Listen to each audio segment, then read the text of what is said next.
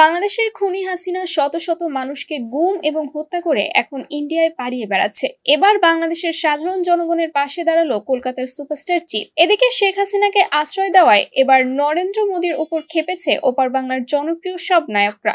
ইতোমধ্যে শেখ হাসিনার শাস্তির দাবিতে বিবৃতি দিয়েছেন সুপারস্টার দেব।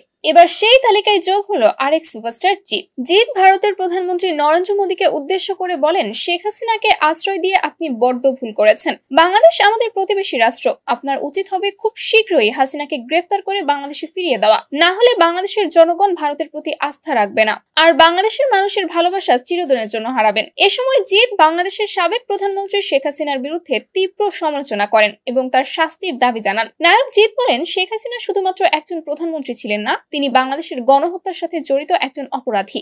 আমার মতে তাকে শাস্তি দেওয়া উচিত এবং তার পুরো দল আওয়ামী লীগকে বাংলার মাটি থেকে মুছে ফেলা উচিত। শেখ হাসিনার এইসব কুকর্ম কোনো স্বাভাবিক মানুষ মেনে নিতে পারবে না।